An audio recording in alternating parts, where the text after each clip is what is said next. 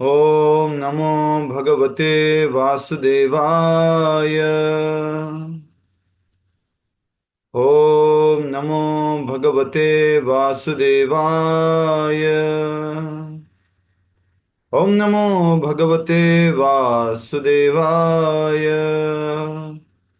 मुखं करोति वाचालं पङ्गुं लङ्घयते गिरिं यत्कृपातमहं वन्दे श्रीगुरुदीनतारिणं परमानन्दमाधवं श्रीचैतन्यमीश्वरम्। नारायणं नमस्कृत्यं नरं चैव नरोत्तमं देवीं सरस्वतीं व्यासं ततो जयमुदीरयेत्। नष्टप्रायेषु भद्रेषु नित्यं भागवत सेवया भगवति उत्तमश्लोके भक्तिर्भवति नैष्टिकी। हरे कृष्ण कृष्ण कृष्ण हरे हरे, हरे राम राम राम हरे हरे। सभी भक्तों का स्वागत है आज के श्रीमद् भागवत कथा रूप कार्यक्रम में। बहुत ही महत्वपूर्ण चर्चा आज होने जा रही है। ब्रह्मा जी की प्रार्थनाएं हैं। उससे पहले कुछ श्रवण किया हुआ याद आ गया है तो वो कहना चाहूंगा। भगवत गीता का एक महत्वपूर्ण श्लोक है, 18वें अध्याय का 66वां श्लोक। सर्वधर्मान परित्यज्य मामेकं शरणं व्रज, अहम त्वाम सर्व पापेभ्यो मोक्षयिष्यामि मा शुचः। तो ये भगवत गीता में भगवान ने कहा है। इस श्लोक को कलयुग के लिए कैसे बोला जाएगा? तो आपको क्या करना है, धर्म को चेंज करना है, रिप्लेस करना है कर्म से। ठीक है, सर्व कर्मान परित्यज्य, फिर माम एकम की जगह क्या करना है, नाम। माम को क्या कर देना है, नाम। सर्वधर्मान परित्यज्य तो क्या हो जाएगा, सर्वकर्मान परित्यज्य माम एकम, नाम एकम शरणं व्रज, अहम त्वाम सर्व पापेभ्यो मोक्षयिष्यामि मा शुचः। तो इस कलयुग में भगवान नाम रूप में अवतार लिए हैं। तो वृंदावन में एक बहुत फेमस प्रभुपाद जी के शिष्य हुए हैं, उनका नाम है हिज ग्रेस ऐंद्र प्रभु। 24 आवर्स कीर्तन किया करते थे कृष्ण बलराम जी के सामने वृंदावन में। आज भी उनके नाम से वहां पर वो प्लेट बनी हुई है, 24 आवर कीर्तनिया। और उनका बहुत सुंदर आश्रम हुआ करता था।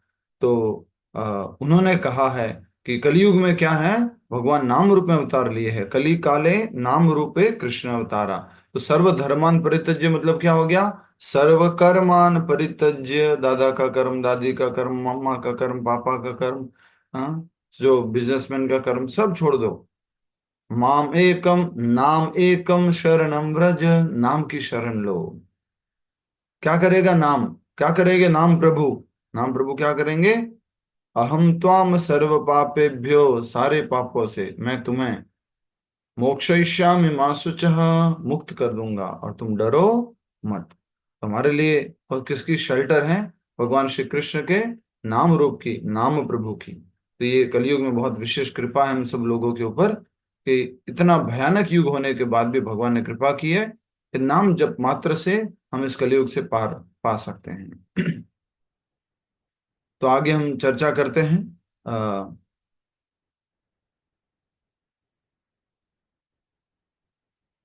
जो ब्रह्म विमोहन लीला है उसकी चर्चा कर रहे थे। इसी बीच एक और बात याद आई थी, तो याद आ जाएगी तो आगे बढ़ेंगे। ठीक है।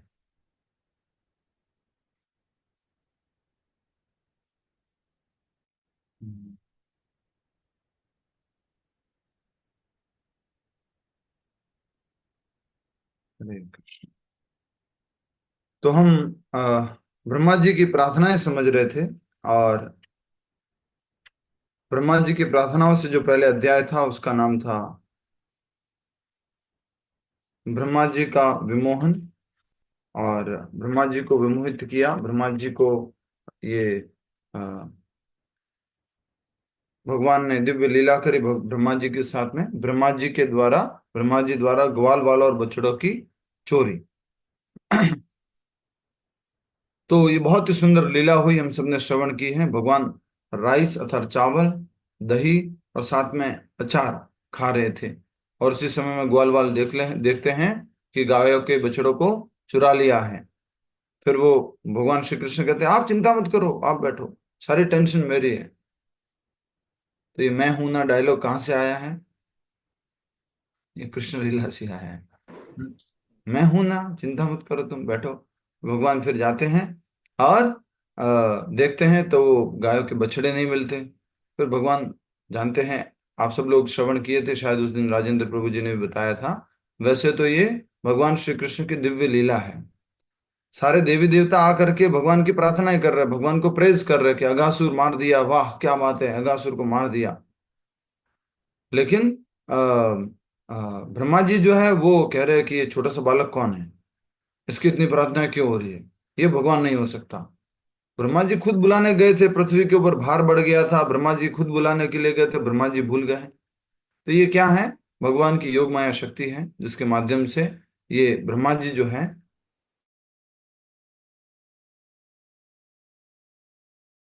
के बीच में। हरे वो कृष्ण। आवाज ब्रेक हो रही है। हाँ, थोड़ा सा अगर नेटवर्क ब्रेक हो तो बताइएगा। हरे कृष्ण। तो ये भगवान की दिव्य योग माया शक्ति है, जिसके माध्यम से ब्रह्मा जी विचलित हो गए। सारे देवी देवता तो प्रार्थनाएं कर रहे हैं, ब्रह्मा जी कह रहे नहीं ये बालक कौन है। राइट। तो क्या ब्रह्मा जी को नहीं मालूम हो सकता था? क्या ब्रह्मा जी भी उस देवी देवताओं की प्रार्थनाओं में नहीं जुड़ सकते थे? जुड़ सकते थे, लेकिन भगवान की दिव्य लीला है, योग माया शक्ति के द्वारा ब्रह्मा जी को विमोहित किया। और फिर भगवान जब पहुंचे ग्वाल वालों के पास, तो वहां पे ग्वाल वाल नहीं है। और वो राइस अर्थात चावल और दही और वो वाला हाथ वो भगवान ऐसे ही लेकर के घूम रहे हैं। तो इस तरह से एक वर्ष तक भगवान ने अपने आप को विस्तार करके ग्वाल वाल बनाया, गाय के बछड़े बनाए। बहुत सारे गोपियों ने उनको बहुत स्नेह किया, प्रेम किया। अपने बच्चों को इस रूप में देख करके गायों ने बहुत प्रेम किया।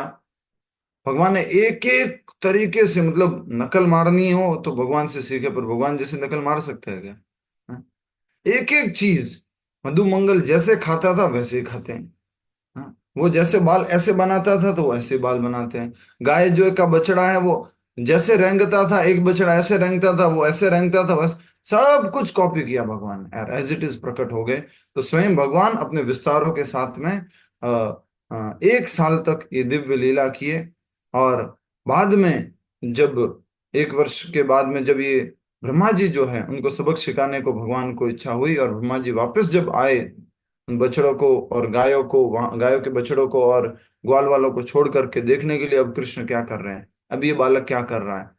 तो ब्रह्मा जी देखते हैं कि बछड़े भी हैं, ग्वाल वाल भी हैं, ये क्या हो गया, कैसे संभव है?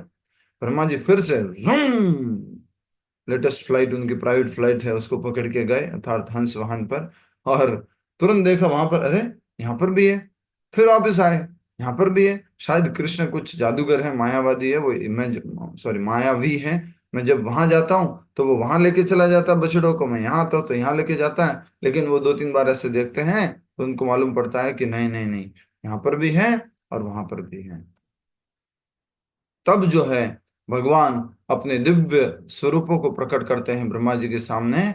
भगवान बीच में है एक बालक के रूप में, और चारों तरफ चतुर्भुज रूप में, विष्णु रूप में प्रकट हो गए हैं सारे। और शंख चक्र गदा पद्म हाथ में धारण किए, ब्रह्मा जी का मन चकरा जाता है, ये क्या हो गया, ये कौन है? मैं कैसे समझ नहीं पाया भगवान को। और फिर वो भगवान को एक स्वर्ण डंडे के समान दंडवत प्रणाम करते हैं, बार बार प्रणाम करते हैं, अपने चारों मुंह से प्रणाम करते हैं। ट्राई कर सकते हैं चारों मुंह से प्रणाम करना।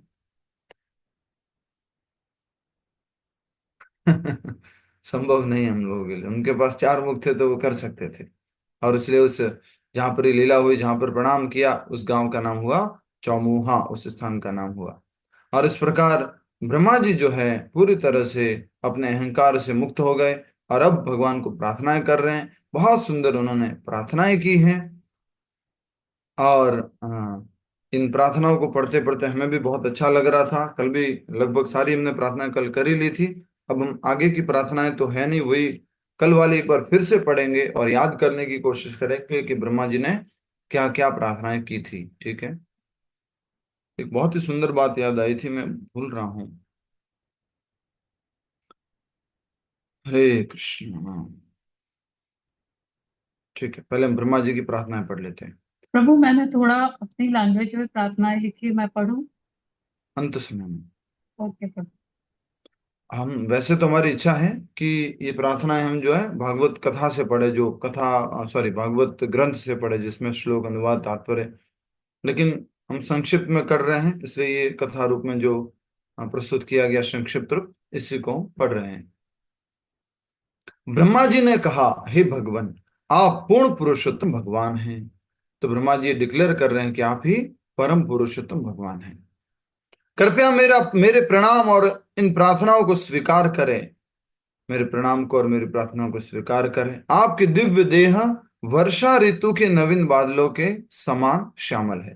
तो आपसे कोई पूछे कि पहली प्रार्थना कथा रूप में कौन सी थी, तो आप कह सकते हैं भगवान के देह के बारे में, भगवान के रूप के बारे में थी।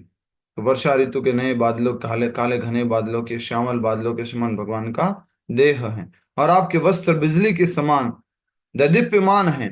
वन फूलों और पत्तियों की माला पहने, हाथों में गायों को चराने वाली लाठी पकड़े तथा बिगुल और बांसुरी लिए, आप अपने हाथ में दही चावल का ग्रास लिए अत्यंत सुंदर दिख रहे हैं। अच्छा, वो शायद मुझे याद आ गया, वही बिंदु था। तो पिछले अध्याय के अंत में प्रश्न यहाँ पर आया था कि जो अ, परीक्षित महाराज है वो प्रश्न पूछते हैं कि 1 साल बाद कैसे मालूम पड़ा ब्रजवासियों को? 5 वर्ष की उम्र में अगासुर को मारा था और 6 वर्ष में ब्रजवासियों को मालूम पड़ा, ऐसा कैसे हुआ? अब तो उत्तर समझ में आ गया सबको। किस किस को आ गया है उत्तर समझ में? यस, डॉक्टर रेशमा माता जी बताइए क्या उत्तर है। क्योंकि उसके तुरंत बाद प्रभु जी 1 साल ये ब्रह्म विमोहन लीला की थी भगवान ने, और फिर उसके बाद सब कुछ वैसे ही वापस हो गया था जैसे 1 साल पहले था।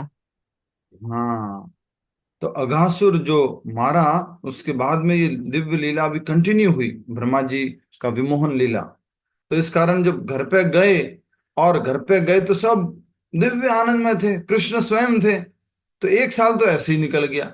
1 साल बाद जब ऐसा लगा कि अरे अरे अरे, चलो अभी घर चलते, बहुत देर हो गई यहाँ पर वन में, वन भोजन भी हो गया, कृष्ण का हाथ अभी दही का चिपका हुआ है, चावल का चिपका हुआ है, चलो चलो घर चलते। अब घर जाके तब बताते हैं, और तब उनको पता चलता है। समझ में आ गया? ये प्रश्न था हमारे सुखदेव गोस्वामी जी का। ठीक है। वो परीक्षित महाराज का था, सुखदेव जी को। हम्म। ये प्रश्न तो परीक्षित महाराज जी का परीक्षित था। महाराज ने पूछा सुखदेव गोस्वामी जी से, जैसा कि हम देख सकते हैं ये प्रश्न पूछा गया है। हम्म।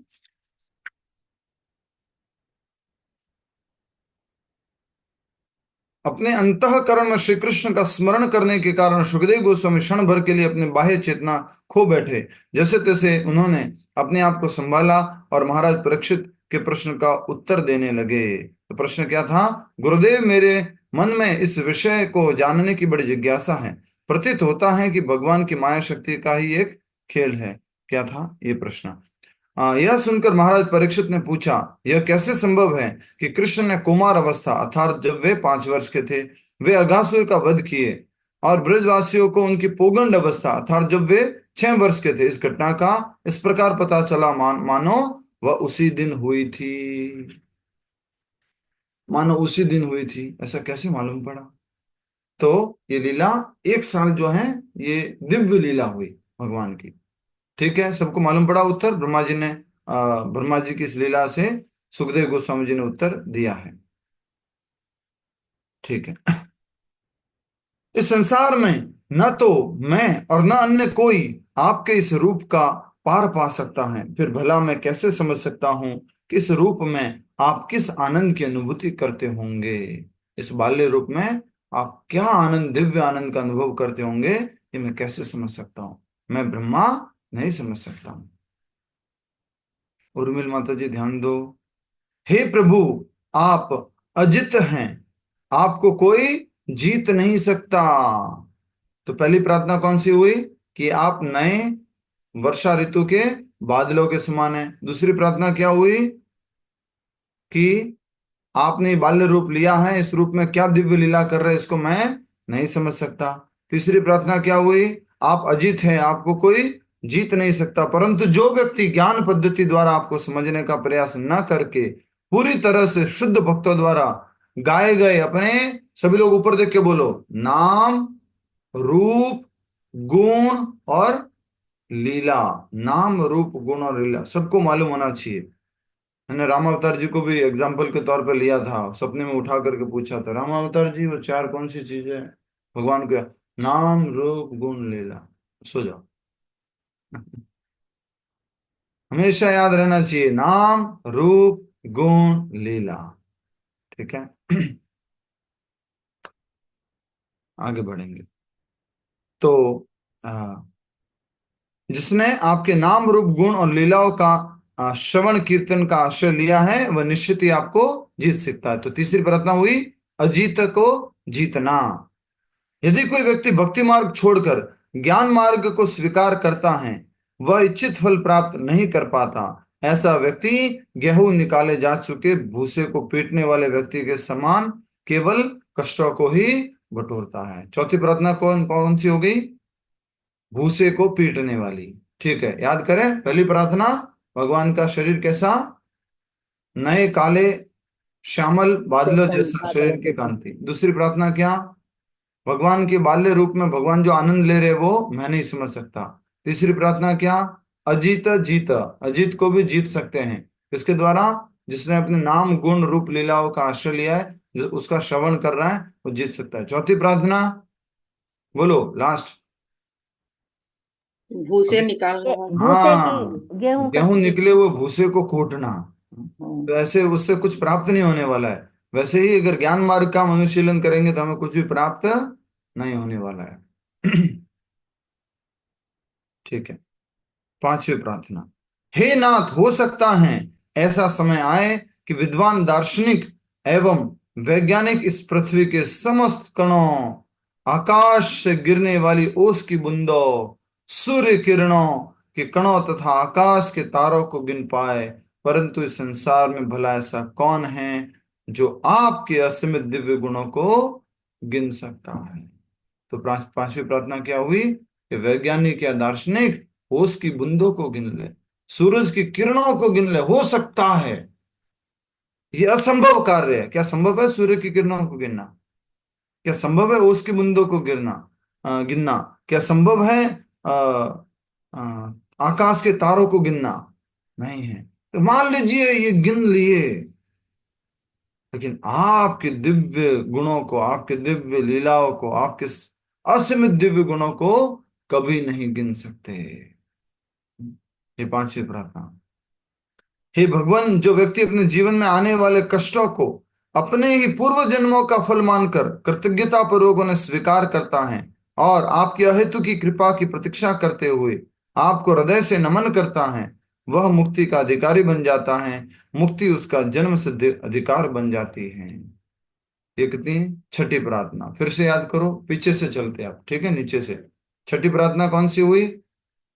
यस, बोलिए। वो अपने पूर्व जन्म के जो कर्मों अगर जो वो व्यक्ति सत्कर्म समझता है कि अभी जो मुझे कष्ट आ रहे हैं वो अपने वो पूर्व अपने जन्मों के कारण कर्म हैं। और क्या बिंदु है इसके अंदर? और एक और बिंदु है। तू की कृपा और करते हाँ, आपकी हेतु कृपा से आपकी अहेतु की कृपा की की प्रतीक्षा। प्रतीक्षा करते हुए आपको हृदय से नमन करता है। ऐसा व्यक्ति क्या है? मुक्ति का अधिकारी। ये छठी प्रार्थना हुई, मुक्ति का अधिकारी। हमेशा आपके हेतु की कृपा का प्रतीक्षा करने वाला, और जो अपने कष्टों को पूर्व जन्म के कर्मों का कारण को पूर्व जन्म के कर्मों को कारण समझने वाला। और पांचवी प्रार्थना कौन सी है? यस। भगवान के जिज्ञासा। विद्वान दार्शनिक एवं वैज्ञानिक इस पृथ्वी के समस्त कणों अगर दार्शनिक और वैज्ञानिक समस्त तारों को गिन ले, उसकी बूंदों बूंदों को को गिन ले, सूर्य की किरणों को गिन ले, लेकिन आपके असीमित दिव्य गुणों को नहीं गिन नहीं सकते। गिन, चौथी गिन प्रार्थना नहीं कौन सी सकते। हुई? गेहूं निकाले जा चुके हाँ, भूसे भूसे को को निकालने पीटना। पीटने के वाले। हाँ, तो भगवान ब्रह्मा जी ने ये बोला ना कि आप जो है गेहूं निकालने हुए भूसे, ऐसे कुछ बोला। प्रार्थना में मुख्य तत्व क्या है इस आप प्रार्थना अजित में? हो, जो भक्त गाए हुए आपके नाम, रूप, गुण, लीला को श्रवण करते एवं नहीं, नहीं, ये ये तो तीसरी तीसरी है है। प्रभु जी। रुको रुको। हाँ, ज्ञान मार्ग का अनुशीलन करने वाले लोग उस प्रकार से ही भगवान को प्राप्त करने की कोशिश कर रहे हैं जैसे कि गेहूं निकाले हुए उस भूसे को कूट रहे हैं, उससे कुछ तत्व प्राप्त करने की कोशिश कर रहे हैं, ज्ञान वो मार्ग। उसमें है कि कष्टों को बटोरता है, उसको जो कूटता है तो वो अपने यस, तो कष्ट बटोर रहा है भक्ति ओनली के। वो ज्ञान मार्ग का अनुशीलन करके क्या कर रहा है, कष्टों को बटोर रहा है। Very nice. और तीसरी प्रार्थना कौन सी हुई?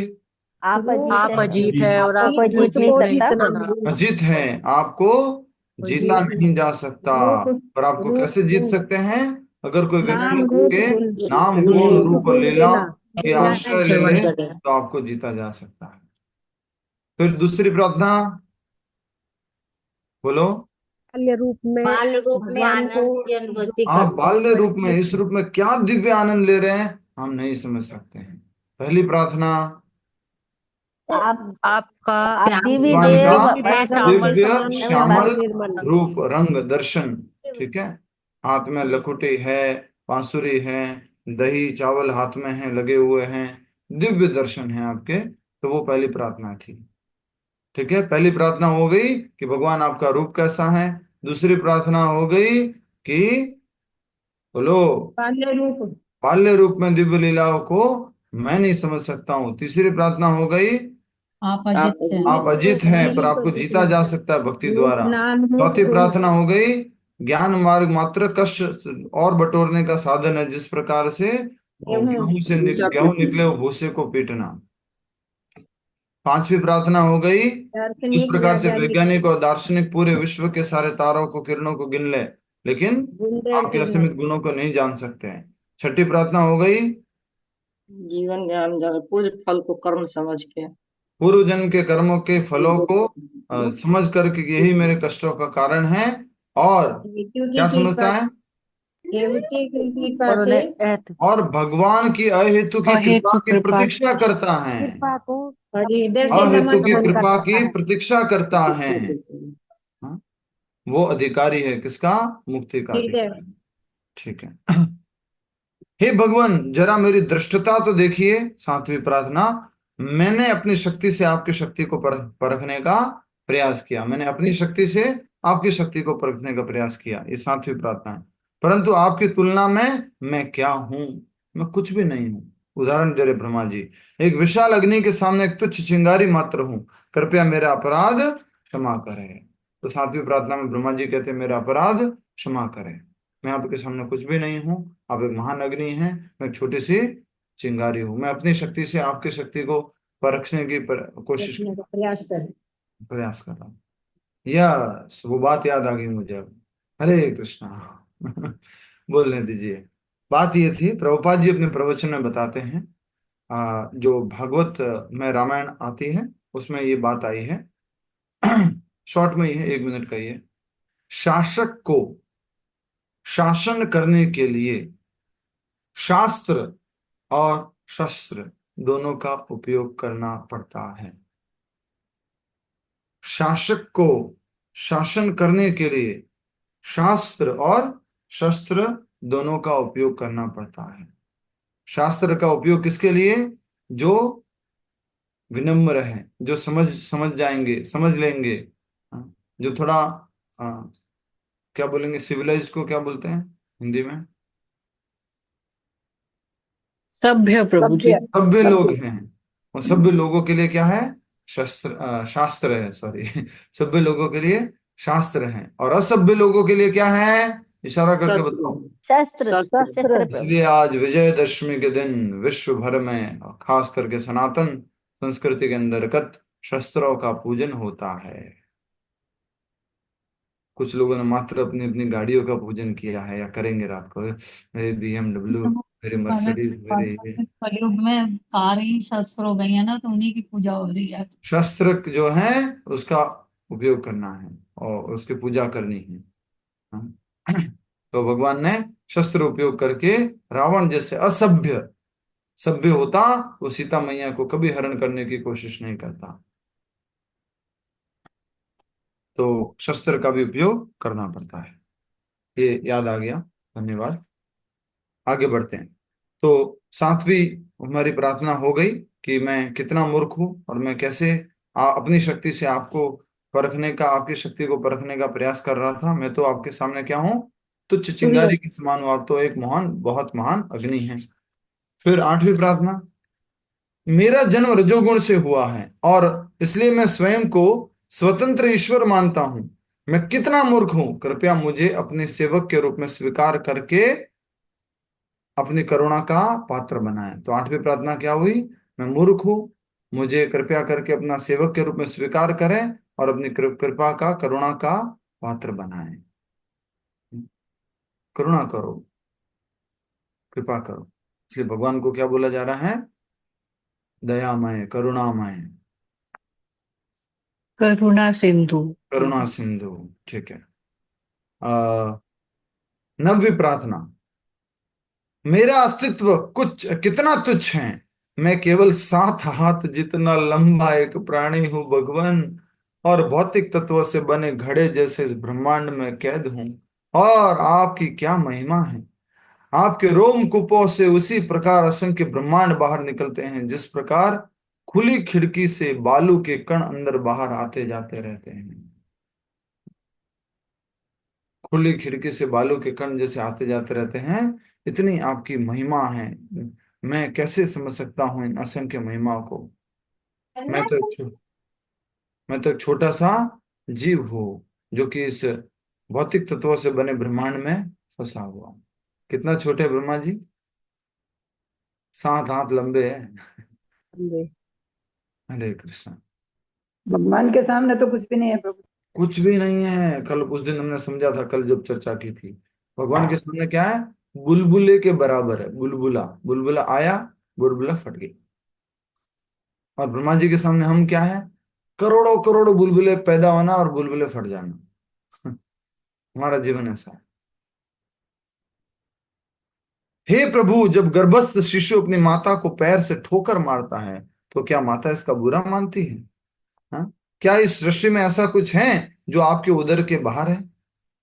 क्या प्रार्थना थी दामोदर अष्टकम में, कि आपके उदर को प्रणाम हो, आपके उस रस्सी को प्रणाम हो जिससे आपको उदर को बांधा गया है। क्या प्रार्थना, क्या लाइन है, कल भी बताई थी माता जी ने। उधर क्या? बोलिए। नमस्ते नमस्ते। नमस्तेस्तु दाम्ने स्फुरदीप्ति धाम्ने त्वदीयोदरायाथ विश्वस्य धाम्ने। मैं उस पेट को प्रणाम करता हूँ। जनरली पेट अंदर डालते हैं लोग, अगर दिखना नहीं चाहिए। भगवान के लिए सत्यव्रत मुनि बोल रहे हैं कि उस पेट को प्रणाम करता हूँ, उस रस्सी को प्रणाम करता हूँ जिसने भगवान श्री कृष्ण को बांधा है, उस पेट को जिसमें पूरा ब्रह्मांड, पूरा विश्व समाया हुआ है, उसको प्रणाम करता हूँ। तो ब्रह्मा जी जो है वो भी कह रहे हैं कि मैं जैसे गर्भस्थ शिशु होता है, वो अपनी माता को पैर से ठोकरे मारता है, तो क्या माता इसका बुरा मानती है? क्या इस सृष्टि में ऐसा कुछ है जो आपके उदर से बाहर है? जब संपूर्ण सृष्टि प्रलयंकारी जल में निमग्न होती है, तो उस समय जल में लेटे आपके अंश श्री नारायण की नाभि से एक कमल पुष्प प्रकट होता है। ये कौन है, कौन से नारायण है? गर्भोदक्षय गर्भोदक्षय विष्णु विष्णु। प्रभु। इस कमल पर मैं जन्म लेता हूँ, इस दृष्टि से मैं क्या आपका पुत्र नहीं हुआ? अब मैं आपका पुत्र हूं तो थोड़ी बहुत तो लाते मार दी है मैंने, माफ कर दो। हाँ, माफ कर दो। ये कितने नंबर की प्रार्थना हो गई? 10, 11, कि प्रभु 10, 10 नंबर। 10, बस 10 नंबर की हो गई कि माता और शिशु का उदाहरण बताइए दिया। आप 8 ही प्रार्थना बताइए प्रभु। माता जी 8 ऊपर तक हो गई, उसके बाद और हुई ना 2। कौन सी है, नौमी कौन सी? माता अब मेरे से डांट खानी है, वृंदावन में ही हो। 9वीं ये है जो लिखा हुआ है, मैं केवल 7 हाथ जितना लंबा एक प्राणी हूं और भौतिक तत्वों के बने घड़े जैसे इस ब्रह्मांड में कैद हूं। और आपकी क्या महिमा, और आपकी क्या महिमा है, आपके रोम कूपों से उसी प्रकार असंख्य ब्रह्मांड निकल रहे, जिस प्रकार खुली खिड़की से बालू के कण अंदर बाहर आते जाते रहते हैं। ये 8वीं हो गई, नहीं ये 9वीं हो गई। 9वीं, नौमी होगी। 10वीं। और 10वीं है माँ और बालक का उदाहरण देखे जो ब्रह्मा जी ने बोला। ठीक है। 11वीं, हे भगवान, जिस व्यक्ति को आपके चरण कमलों की लेश मात्र भी कृपा प्राप्त हुई है, वह आपकी महानता को समझ सकता है। इसलिए मेरी यही प्रार्थना है कि मुझे इस अथवा अगले जन्म में आपके महान भक्तों में गिने जाने का सौभाग्य प्राप्त हो। वृंदावन की गोपियों और गाय कितनी सौभाग्यशाली हैं कि आपने बच्चों एवं बछड़ों का रूप लेकर उनका दूध पिया। नंद महाराज और सब ग्वाले कितने सौभाग्यशाली हैं कि परम सत्य स्वयं उनका बंधु बन बैठा है। तो दो प्रार्थना इसके अंदर हो गई। पहली प्रार्थना क्या हो गई कि मुझे क्या जन्म प्राप्त हो, महान भक्तों के रूप में गिने जाने वाला जन्म प्राप्त हो, मैं आपका महान भक्त बनूं, ऐसा ये 11वीं प्रार्थना में बोला है। 12वीं प्रार्थना में क्या बोला है कि कितने सौभाग्यशाली हैं ग्वाल गोपिया और गाय कि जिनका दूध आपने पिया है 1 वर्ष तक। कितने सौभाग्यशाली है वो। कितनी हो गई प्रार्थनाएं? 10, 12, 12 हो गई प्रभु जी। 12। 12।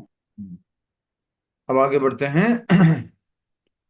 मेरी यही कामना है कि मैं इस गोकुल महावन में घास बनकर जन्म लूं। हरि बोल।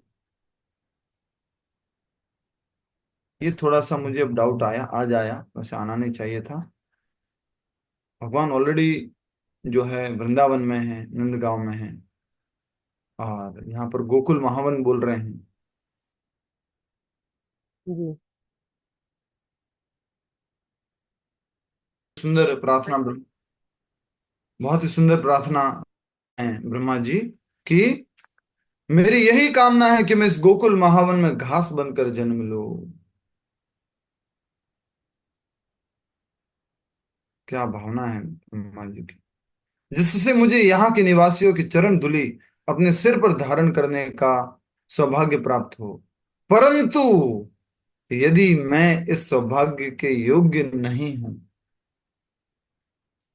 तो कृपया मुझे वृंदावन की सीमा के बाहर घास बना दीजिए, जिससे जब कभी भक्त वृंदावन से बाहर जाए वे अपने पैरों से मुझे रौंद दें। घास बना दीजिए और भक्त मुझे रौंद दें, ऐसा ब्रह्मा जी प्रार्थनाएं कर रहे हैं। बहुत ही सुंदर प्रार्थना है। ये 13वें नंबर की प्रार्थना हो गई। नेक्स्ट 13वें नंबर में क्या हुआ, ब्रह्मा जी कहते हैं कि मुझे गोकुल महावन में घास बना दे, और मैं इसके अगर लायक नहीं हूं तो मुझे वृंदावन के बाहर घास बना दे, जिससे कि जब भी भक्त लोग इस वृंदावन से बाहर जाएं तो वो मुझे अपने पैरों तले रौंद दें। ठीक है, ये हो गई कितने नंबर की प्रार्थना? 13। 13 नंबर पे। 14 नंबर की प्रार्थना। हे श्री कृष्ण, जब तक व्यक्ति आपका भक्त नहीं बनता तब तक उसकी सांसारिक आसक्तियां और इच्छाएं लुटेरों के समान, सांसारिक आसक्तियां और इच्छाएं लुटेरों के समान, घर कारागृह के समान, और परिजन के प्रति स्नेह भरी भावनाएं बेड़ियों के समान। परिजनों के प्रति स्नेह भरी भावनाएं बेड़ियों के समान, और भौतिक इच्छाएं और आसक्तियां लुटेरों के समान, और घर कारागृह के समान होता है। ये 14वीं प्रार्थना बोला है। 15वीं प्रार्थना, अंतिम प्रार्थना इस कथा रूप के अनुसार। ऐसे बहुत लोग हैं जो कहते हैं मैं कृष्ण के विषय में सब कुछ जानता हूं। वाह, सुन लेना, कुछ लोग जो यहाँ बैठे हुए हैं और कभी कभी दूसरों के द्वारा कुछ बोले जाने पर इंप्रेस हो जाते हैं। सुन रहे हो? कुछ लोग हैं यहाँ पर जो इंप्रेस हो जाते हैं, दूसरे कुछ बड़ी बड़ी बातें करते हैं, अरे वो उसने ये बोला वो बोला। क्या कह रहे हैं यहाँ पर कि ऐसे बहुत से लोग हैं, ऐसे बहुत लोग हैं जो कहते हैं मैं कृष्ण के विषय में सब कुछ जानता हूं। वे जैसा चाहे वैसा सोचे, परंतु जहां तक मेरा प्रश्न है मैं इस विषय में कुछ अधिक नहीं कहना चाहता। हे भगवान, मैं तो यही कहूंगा कि आपका ऐश्वर्य मेरे मन, शरीर तथा शब्दों की पहुंच से पूरी तरह परे है। बहुत दूर है आपका ऐश्वर्य मेरे मन, किससे? मेरे मन, मेरे शरीर और मेरे शब्दों से पूरी तरह परे है।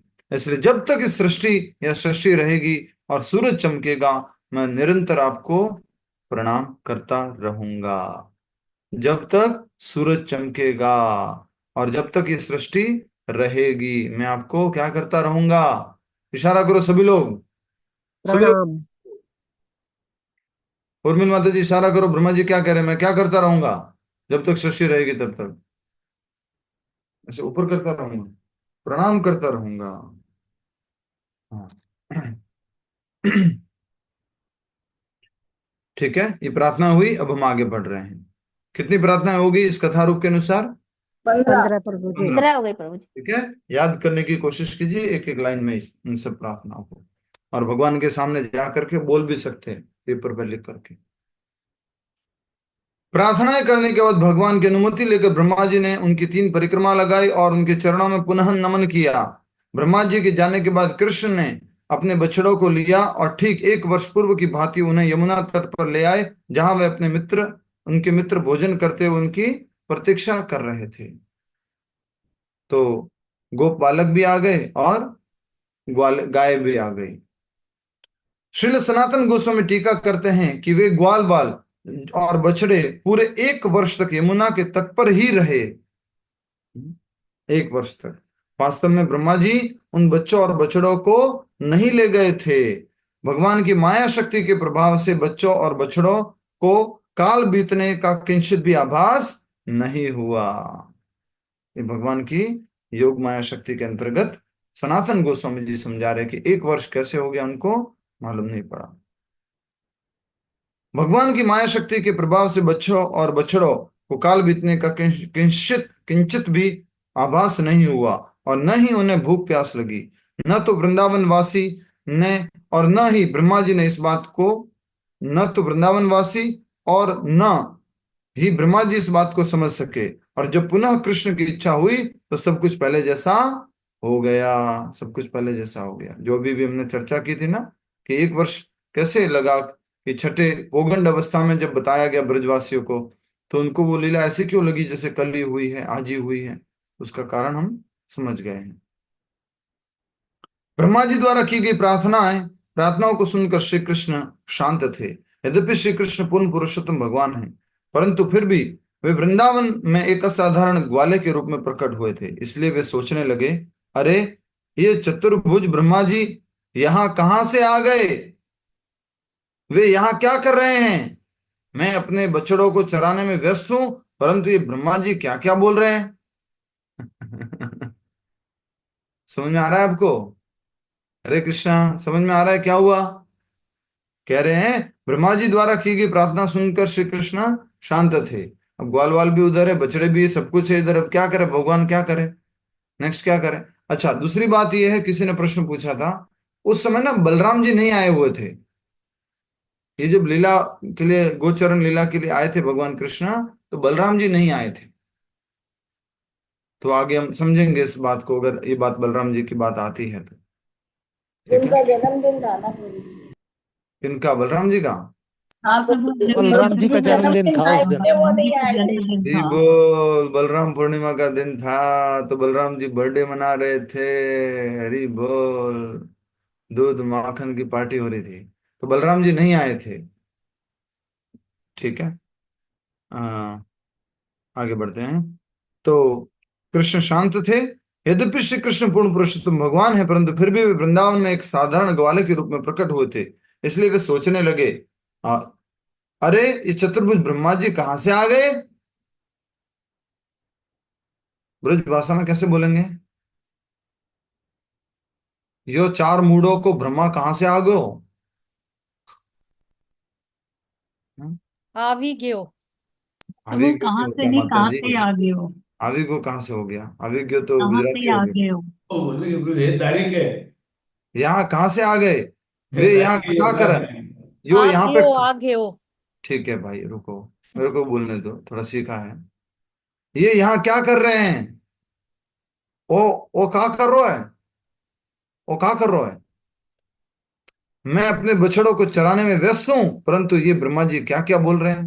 प्रार्थना बोल रहे हैं, उसको बोल रहे हैं, क्या क्या बोल रहे हैं, बड़बड़ बड़बड़ कर रहे हैं। तभी कृष्ण मित्रों ने उन्हें आवाज लगाकर कहा, कृष्ण के मित्रों ने आवाज लगाकर कहा, अरे कृष्ण, तुम बहुत शीघ्र लौट आए। हमने तो एक दो ग्रास भोजन भी पूरा नहीं किया। अरे भाई क्या लीला है। आओ और बैठकर निर्विघ्न अपना भोजन करें। फिर से भोजन कंटिन्यू। एक साल की लीला हो गई, इनको किसी को मालूम ही नहीं पड़ रहा है।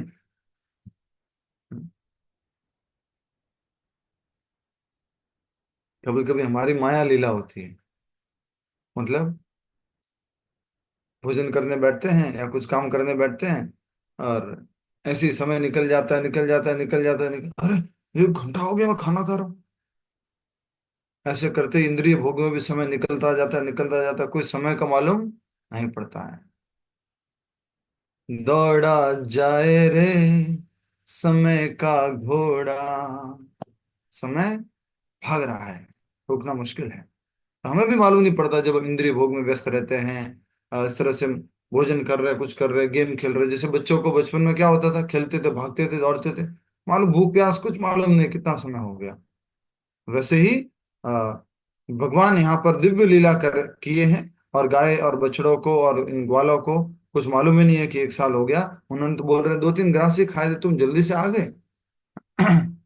आओ भोजन करते हैं। मुस्कुराते हुए श्री कृष्ण बैठ गए और अपने मित्रों के साथ भोजन करने लगे। भोजन ऐसे कर रहे होंगे भगवान। क्यों ऐसे क्यों कर रहे होंगे? बोले इनको किसी को मालूम ही नहीं क्या हुआ है, मैं क्या क्या कर दिया इनको मालूम ही नहीं है। काल गाय आ गया हम्म। होगा प्रभु जी। हाँ, भगवान मुस्कुरा रहे हैं। बाद में जब वे घर लौट रहे थे तो कृष्ण ने उन्हें मृत अघासुर की सूख चुकी चमड़ी दिखाई। कृष्ण ने अपनी बांसुरी बजाई और एक एक बछड़े को नाम लेकर पुकारा। उनके यश का ज्ञान गान करते हुए ग्वाल बालों ने संपूर्ण विश्व को पवित्र कर दिया। अपने गांव वृंदावन पहुंचने पर वे गाने लगे, आज कृष्ण ने एक बहुत बड़े अजगर का वध किया है। कब किया था भैया? 1 साल हो गया। बोल रहे आज किया है। ये भगवान की शक्ति, योग माया शक्ति के अंतर्गत। यद्यपि उन बातों को 1 वर्ष बीत चुका था, वे इस प्रकार सुना रहे थे जैसे मानो वह घटना आज ही हुई थी। महाराज परीक्षित ने पूछा, परंतु यह कैसे संभव हुआ कि गोपियों के हृदय में कृष्ण के प्रति अपने पुत्रों से अधिक स्नेह था? यह कैसे संभव हुआ कि गोपियों के हृदय में कृष्ण के प्रति अपने पुत्रों से भी अधिक स्नेह था? सुखदेव गोस्वामी ने उत्तर दिया, हे राजन, प्रत्येक प्राणी को स्वयं, अपने आप तथा अपनी आत्मा से सर्वाधिक प्रेम होता है। राजीव लोचन प्रभु जी का प्रवचन था, तो थोड़ा सा एक बिंदु उससे बोलना चाहूंगा आज। लड़का लड़की के बीच में आकर्षण क्या है? बोलो। शरीर का ही आकर्षण है। ये क्या है उसको बोलते हैं ना? हाँ, वो बटर काम प्रेम प्रेम। लड़का लड़की के बीच में जो आकर्षण है उसको क्या कहते हैं? ये तो नेचुरल है। क्या बोलते हैं? ये तो नेचुरल है, स्वाभाविक है। ये तो होना ही है, एक लड़का लड़की से आकर्षित तो होना ही है, ये तो स्वाभाविक है। राजीव लोचन प्रभु जी बोलते थे नहीं, ये स्वाभाविक नहीं। स्वाभाविक क्या है? भगवान श्री कृष्ण के प्रति आकर्षण, वो स्वाभाविक है। और ये जो है अननेचुरल है, क्योंकि आपने अपने आप को क्या समझ लिया है? ये बॉडी समझ लिया है। आप क्या है? आत्मा है। बहुत सुंदर बिंदु बोला प्रभु जी ने। Natural is attraction towards Krishna. अभी तो ये कृत्रिम आकर्षण है स्त्री पुरुष के बीच। क्यों? क्योंकि हम इस शरीर को स्वयं मान बैठते हैं। तो ये बात यहां से याद आई मुझे कि सुखदेव गोस्वामी ने उत्तर दिया, हे राजन, प्रत्येक प्राणी स्वयं को अपने आप अथवा अपनी आत्मा से सर्वाधिक प्रेम होता है। अपने आप से या आत्मा से सर्वाधिक प्रेम होता है। आत्मा से प्रेम होने के कारण ही व्यक्ति को बच्चों अथवा संपत्ति से प्रेम होता है। वस्तुतः ये सब वस्तुएं आत्मा की ही विस्तारित रूप होती हैं। अब ये जो बिंदु बोला है समझ में नहीं आया होगा, आया किसी को? वास्तव में हम किससे प्रेम करते हैं? आत्मा से। ये science of self realization book में प्रभुपाद जी ने समझाया है। लिक्विड ब्यूटी वाली जो स्टोरी है ना, जिसमें सुंदरता को घड़ों में इकट्ठा कर लिया जाता है। सबको याद है सुंदरता को घड़ों में इकट्ठा किया था? याद है? फिर उस सुंदरता से खुशबू आ रही थी, क्या आ रही थी? वो आ रही थी। खुशबू आ रही थी। तो उसमें प्रभुपाद जी बोलते हैं कि actually every soul is attracted to Krishna, loving Krishna, and because in this body, in the body of a male, in the body of a female, there is a part of Krishna. That's why you're getting attracted to that person, that body. अगर उसमें से आत्मा निकल जाए तो उस मर्द शरीर से कोई आकर्षित होगा क्या? नहीं आकर्षित। नहीं प्रभु। वास्तव में आकर्षण किसके प्रति है? आत्मा के प्रति है, और मुख्य आकर्षण कृष्ण के प्रति है। इसलिए सुखदेव गोस्वामी ने बहुत टेक्निकल बात बोली है। क्या बोला है? हे राजन, प्रत्येक प्राणी को स्वयं अपने आप अथवा अपनी आत्मा से सर्वाधिक प्रेम होता है। आत्मा से प्रेम होने के कारण ही व्यक्ति को बच्चों अथवा संपत्ति से प्रेम होता है।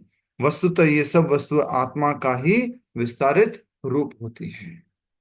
विस्तार है ये, बच्चे, संपत्ति, धन। देखा गया है कि कई बार लोग अपने देश अथवा परिवार के लिए अपना बलिदान कर देते हैं, परंतु वास्तव में वे अपने मिथ्या अहंकार को संतुष्ट करने के लिए ऐसा करते हैं। झूठा अहंकार क्या है? यहां पर बोलो, झूठा अहंकार क्या है? देश के लिए बलिदान दिया, परिवार के लिए प्राण दे दिए, इसमें झूठा अहंकार क्या हो गया? ये तो अच्छी बात है ना, देश के लिए बलिदान दिया, तो क्या झूठा अहंकार है रामावतार जी? शरीर नहीं समझा अपने आप को। या सबने आपको क्या समझा है? शरीर समझ रखा है। देखा भगवान गया कि कई बार लोग अपने देश अथवा परिवार के लिए अपना बलिदान कर देते हैं, परंतु वास्तव में वे अपने मिथ्या अहंकार को, झूठा अहंकार क्या है? मैं शरीर हूं, मैं हिंदुस्तानी हूं, मैं हिंदू हूं, ये झूठा अहंकार है। अरे मूर्ख, तू कौन है? भगवान का अंश है, तू आत्मा है, भगवान का नित्य दास है। तू अपने झूठे अहंकार को संतुष्ट कराना चाहता है, इसलिए बोलता है कि मैं इस देश के लिए अपना बलिदान दे दूंगा। ये झूठा अहंकार है तुम्हारा। तुम अगर कहते हो कि मैं ये पुरुष हूं, मैं स्त्री हूं, मैं हिंदुस्तानी हूं, मैं मारवाड़ी हूं, मैं अग्रवाल हूं, मैं बनिया हूं, मैं ये हूं, मैं वो हूं, ये सब क्या है? ये झूठा अहंकार है। प्रभु जी, ये सब आत्मा का विस्तार कैसे हुआ? संपत्ति, बच्चे, परिवार, ये कुछ अभी आत्मा से यहाँ संबंध क्या कहेंगे, अ, अ, आत्मा से यहाँ संबंध नहीं, आत्मा से यहाँ हमें समझना है कि पहला आत्मा तो, रियल आत्मा तो हम हो गए, ठीक है। अब हमने अपने आप को आत्मा, अर्थात आत्मा अपने आप को क्या समझ लिया है? ये शरीर समझ लिया, मैं ये हूं और मैं ये हूं, और मैं इस शरीर के विस्तार, अर्थात इस शरीर से प्रकट होने वाले, इस शरीर से संबंधित लोग जो हैं वो भी मैं ही हूं, मेरा विस्तार है। और इस शरीर से संबंधित जो धन, व्यापार, संपत्ति है, वो भी क्या है? मैं ही हूं, मेरा विस्तार है। और विस्तार करेंगे, मेरा ये समाज मैं हूं, ये राज्य मैं हूं, ये देश मैं हूं, ये मेरा देश। इस कारण से फिर वो झूठे अहंकार वश क्या करते हैं? बलिदान करते हैं। तो क्या ये बलिदान गलत है? नहीं, क्षत्रिय लोग क्षत्रिय का काम करते हुए बलिदान दे सकते हैं। लेकिन ये अगर कोई ये कहे कि मैंने बलिदान करने जा रहा हूं, ये कर रहा हूं, एक तरह से अपने झूठे अहंकार को ही संतुष्ट कर रहे हैं। क्या झूठा अहंकार है? कि मैं हिंदुस्तानी हूं या मैं हिंदू हूं। क्या हम हिंदू है? क्या आत्मा हिंदू है? नहीं प्रभु, आत्मा ना हिंदू है ना मुस्लिम है। एक जोक आया था, तो मैं उसमें नाम नहीं बोलूंगा। एक दूसरे धर्म का व्यक्ति बहुत सारे लोगों को मार दिया, और उसको क्या बोला गया था? कि तुम्हें वो जन्नत मिलेगा, और वहां पर तुम्हें इतने सारे वो लोग मिलेंगे भोग करने के लिए। तो वो इतने सारे लोगों के बाद उसकी मौत हुई, और फिर वो ऊपर की तरफ गया, और वो बहुत बड़ा खुश है, तो बहुत सारी जन्नत और बहुत सारी मिलने वाली है। और वहां पर उसको सबके सामने कौन दिखता है सबसे पहले? यमराज। कौन दिखता है? यमराज, आजा। हाँ? तो ये किसने बताया था ये काम करने के लिए? किसने बोला ऐसे तेरे को स्वर्ग मिलेगा? आजा, अभी तुझे दिखाता हूं। जिसको मारा है ना, सबका तुझे दंड मिलने वाला है। ठीक है, थोड़ा टाइम हो रहा है, जल्दी से कर लेते हैं। आप सबको भी दशहरा का कुछ तैयारी करना होगा। ठीक। देखा गया है कि कई बार लोग अपने देश अथवा परिवार के लिए अपना बलिदान कर देते हैं, परंतु वास्तव में अपने मिथ्या अहंकार को संतुष्ट करने के लिए ऐसा करते हैं। जो राष्ट्रवादी है उनसे मत बोल देना भागवत में ऐसा लिखा हुआ है, उनको नहीं बोलना, उनको ऐसे नहीं समझा सकते हम। दूसरी ओर देखा जाता है कि कई बार माता अपने गर्भ में ही शिशु की हत्या कर देती है, अथवा बड़े होने पर बच्चे झंझट से बचने के लिए अपने माता पिता को वृद्धाश्रम भेज देते हैं। सुखदेव गोस्वामी ने आगे कहा, जो लोग अपने शरीर को ही आत्मा मानते हैं वे अपने शरीर से जुड़ी हुई वस्तुओं को भी अपने शरीर से अधिक महत्व, क्या लिखा है फिर से पढ़ो, अपने शरीर से ही शरीर से जुड़ी अधिक महत्व नहीं देते। वस्तुओं को जो लोग अपने शरीर को ही आत्मा मानते हैं, ठीक है, खुद मानते हैं, वे अपने शरीर से जुड़ी हुई वस्तुओं को भी अपने शरीर से अधिक महत्व नहीं देते। सबसे इंपॉर्टेंट क्या? मेरी जिंदगी, मेरा शरीर। एक्सीडेंट हो गया, कार टूट गई, तुझे तो कुछ नहीं हुआ ना। सबसे ज्यादा महत्वपूर्ण क्या है? ये शरीर। यहां तक कि जब शरीर वृद्ध और जर्जर हो जाता है फिर भी वह किसी न किसी प्रकार शरीर को बनाए रखना चाहता है। Yes sir, no?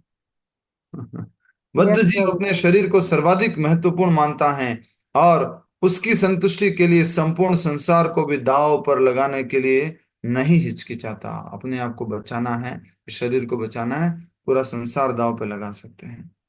ये सुखदेव गोस्वामी जी बोल रहे हैं, अंतिम शब्द हैं, हे राजन, यह जान लो कि भगवान श्री कृष्ण ही समस्त जीवात्माओं की मूल आत्मा है। अर्थात इन आत्माओं को शक्ति, इन आत्माओं को आत्मत्व, चेतना कहां से मिलती है? भगवान श्री कृष्ण से। भगवान श्री कृष्ण। और प्रत्येक जीव उन्हीं का अंश है। अपनी अहेतु की कृपा से ही वे एक साधारण मनुष्य का रूप लेकर इस संसार में प्रकट होते हैं। श्री कृष्ण को तत्वतः समझने वाले मनुष्य जानते हैं कि वे ही प्रत्येक वस्तु के स्रोत हैं और इसीलिए कोई भी वस्तु उनसे भिन्न नहीं है। हमें जो भी वस्तु प्रिय है वह वास्तव में श्री कृष्ण की शक्ति है। थोड़ा बड़े रूप में दिखाऊं, बड़े रूप में बोलता हूं, जो भी वस्तु प्रिय है। हम सब लोग को ना नेचुरल कुछ भी पसंद आता है, जैसे क्या? बहुत अधिक पानी देखने को मिल जाए, बहुत सुंदर एकदम क्लीन हवा मिल जाए, हरा भरा देखने को मिल जाए, अधिक अग्नि दिख जाए जो अच्छे से प्रकाशमान हो रही है, आकर्षित करती है। तो पंच महाभूत अपने को किसी रूप में, खुला आसमान मिल जाए तो भी हमें अच्छा लगता है। तो ये सब किसकी शक्तियां है? भगवान की शक्तियां है। इसलिए यहां पर कहा जा रहा है कि भगवान ही समस्त शक्तियों के स्रोत हैं और इसलिए कोई भी वस्तु उनसे भिन्न नहीं है। हमें जो भी वस्तु प्रिय है वह वास्तव में श्री कृष्ण की ही शक्ति है। पंच महाभूत से बना हुआ। अभी अपने को क्या प्रिय है आजकल? सबसे ज्यादा प्रिय क्या है हमारे को आजकल? क्या प्रिय है? मोबाइल। आत्मा सबसे ज्यादा प्रिय क्या है? अभी ये प्रिय मोबाइल कहाँ चला गया, किधर रखा है, क्या मैसेज आया है, नेक्स्ट क्या है, बहुत प्रिय है। पर ये भी किसका बना हुआ है? पंच महाभूत का, पृथ्वी, जल, अग्नि, वायु, आकाश। और इस कारण से हमें प्रिय है क्योंकि ये पंच महाभूतों का बना हुआ है। पंच महाभूत किससे बने हुए हैं? भगवान श्री कृष्ण की शक्ति है।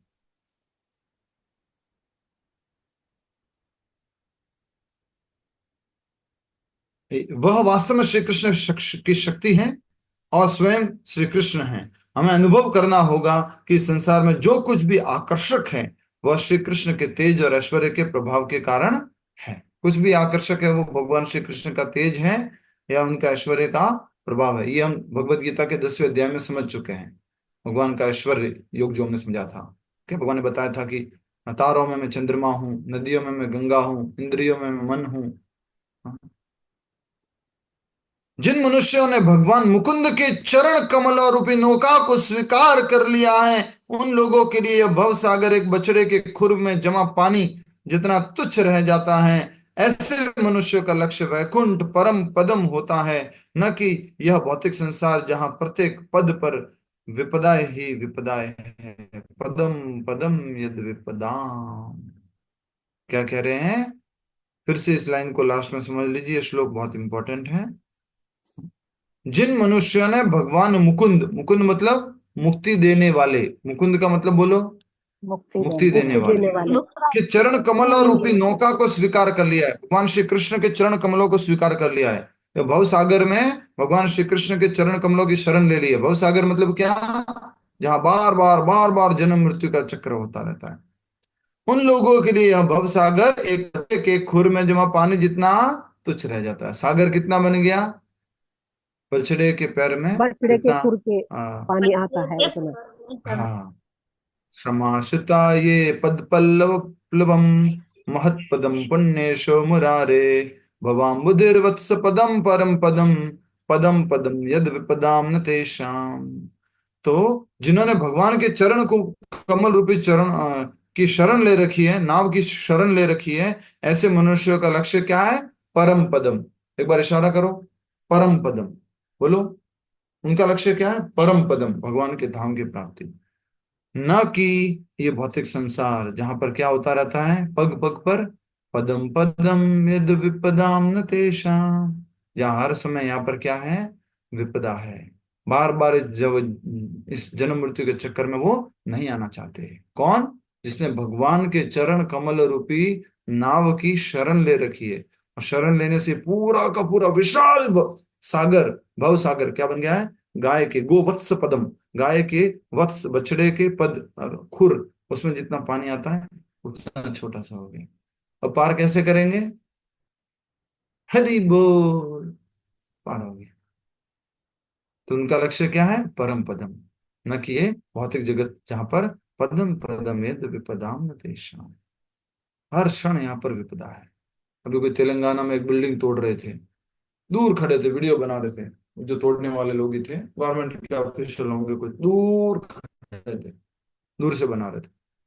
बिल्डिंग में ब्लास्ट किया, एक पत्थर वहां से सीधा सीधा दूर से एक आदमी के सर पर आकर के भम भम भम, ऑन द स्पॉट।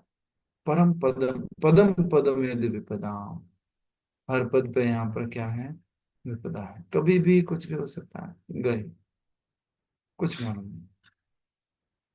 इसलिए इस मनुष्य जीवन का सदुपयोग करते हुए हमें हरे कृष्ण महामंत्र का जप करना अधिक से अधिक। ठीक है? आज दशहरा है, तो हमें अपने मन के अंदर जो बैठा हुआ असुर रावण है उसको मारने की कोशिश करनी। एक तो शुद्धिकरण के द्वारा वो जाएगा, और एक हमें जानबूझ के मारना भी पड़ेगा। कैसे? जिससे कि एक रावण का सिर है हमारे अंदर, वो है लालच। तो लालच आ रहा है तो उसको जोर से थप्पड़ मारना है। लालची, लालच मत कर, को मारना है। काम, काम रूपी इच्छाएं प्रकट हो रही है, उसको भी मारना है। ये बहुत मुश्किल है। इसलिए क्या करना है? सर्वकर्मान परित्यज्य नामेकम शरणम व्रज। नाम की शरण लेनी है। हरे कृष्ण महामंत्र अच्छे से जप करना है। हमारा विश्वास होना चाहिए इस नाम प्रभु में। अभी भी हमारा विश्वास होता है कि बड़ी पूजा, बड़ा कुछ इसमें विश्वास होता है। हमारा विश्वास सरल नाम जप में होना चाहिए। आइए हम सब लोग मिलकर के नाम जप करते हैं। अपनी अपनी जप माला ले लीजिए। शुभ की, अधर्म के ऊपर धर्म की, अनीति के ऊपर नीति की, अवगुणों के ऊपर सद्गुणों की, विजय की शुभकामनाएं। आप सभी को विजयादशमी की हार्दिक शुभकामनाएं। राम जी बहुत कृपा करें, आज राम जी को याद करने का दिन है, तो आपस में एक बार प्रणाम कर लेते हैं। वांछा कल्पतरुभ्यश्च कृपा सिंधुभ्येव च पतितानां पावनेभ्यो वैष्णवेभ्यो नमः। वैष्णव अपराध से बचो। जैसे भी हम गए थे ना राम भद्राचार्य जी से मिलने, सारे प्रभु जी लोग, जैसे ही बोला उन्होंने कि प्रभुपाद जी के शिष्य है, तुरंत उन्होंने कुछ और नहीं बोला, क्या बोला? वांछा कल्पतरुभ्यश्च कृपा सिंधुभ्यो च पतितानां पावनेभ्यो वैष्णवेभ्यो। कौन? रामभद्राचार्य जी। क्योंकि उन्होंने एक बार उनके मुंह से प्रभुपाद जी की संस्था के प्रति कुछ गलत निकला था, ये तो अमेरिका की संस्था है, ये है, वैष्णव अपराध से हमें बचना चाहिए। ठीक है, सभी को हरे कृष्णा, जय श्री राम। कृष्णा प्रभु हरे जी। कृष्णा प्रभु जी।